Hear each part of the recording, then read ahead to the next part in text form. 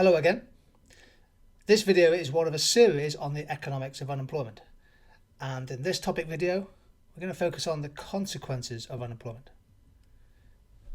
Here's a chart showing the rate of unemployment for the UK economy since 1971. It shows unemployment measured as a percentage of the labour force. And we can see there have been several peaks over the last 40 years, although the peak rates of unemployment do seem to have nudged down over time. But in 2012, unemployment was 8.5%, which is certainly high, although it's now falling, it's close to 5%. UK unemployment is 5%, but that's half the rate of unemployment in the European Union as a whole. And in the 19 countries of the Euro area, the average rate of unemployment is even higher at 11% of the labour force. Look above the line there and you'll see some countries with huge mass unemployment problems, notably Greece and Spain and countries such as Cyprus and Croatia. Now, unemployment is falling in these countries, but it's clear that they have a major jobless problem to contend with, and high unemployment has economic and social costs. So what are some of the economic and social effects of high rates of unemployment? Well, let's start first of all with the pure economic costs. The first one, of course, is that the economy will lose output.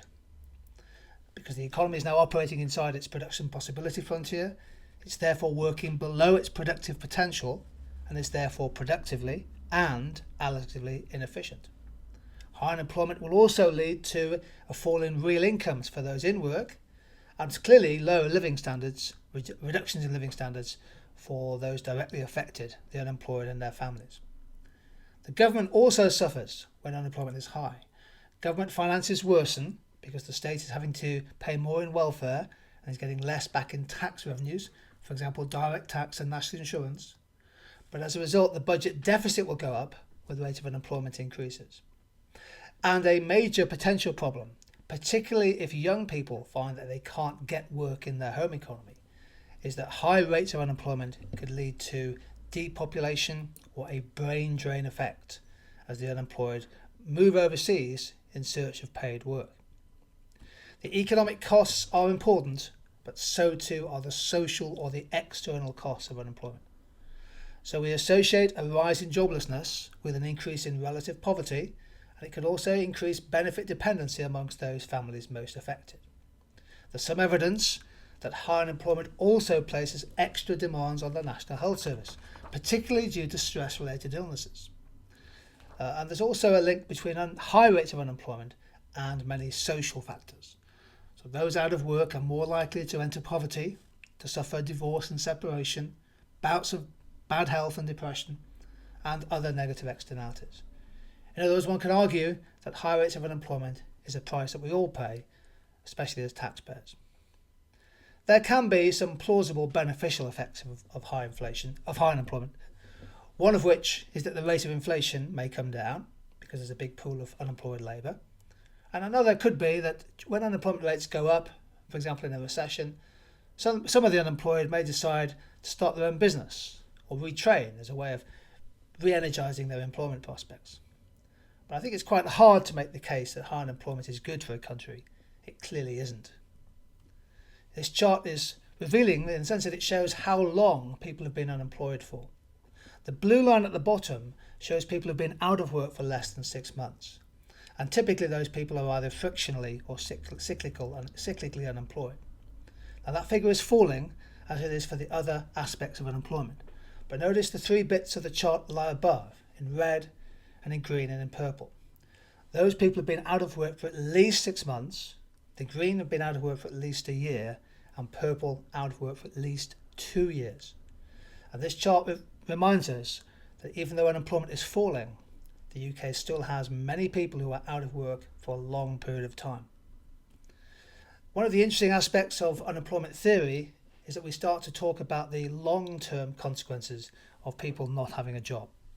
And these are sometimes called labour scarring effects. And they're definitely worth discussing in any essay on unemployment. Focus on the unemployed themselves. Those people who are out of work become less employable the longer they're unemployed. That's partly because their skills depreciate and also gaps start to appear in their CVs, and that could influence potential employers about their suitability. What we say is that the longer people are unemployed, the worse is their human capital. It's a process where unemployed workers lose skills and motivation and thereby reduce their chances of getting back into work. Another word for this process is what's called hysteresis. And of course, the unemployed suffer a loss of current income and also future income, particularly if they spend extended spells out of work. Unemployed families are more at risk of exposure to, for example, payday loans at very high rates of interest.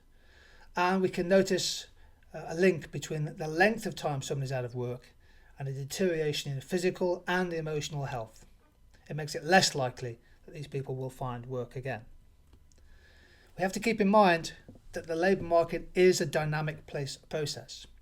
There are structural changes happening all the time, sometimes gradually, often at speed, in the pattern of jobs, the pattern of employment in the economy. And many of the new jobs that emerge in emerging industries during an economic recovery require different skills from the lost ones. So the key to this is to understand that the consequences of unemployment, and in particular the economic and social costs of unemployment, depend on the cause of unemployment and also how long people are out of work for. So just to summarise, I would argue that the main costs of high unemployment are slower economic growth, both in the short term and the long term, increasing inequality of income and wealth, the risk that the unemployed lose their skills in a fast-changing labour market, the fiscal costs to the government from higher welfare spending and less tax revenue, and the wider social consequences, if you like, the externalities of high unemployment. Thanks for joining me on this one. We'll be looking at some more aspects of unemployment in a future topic video.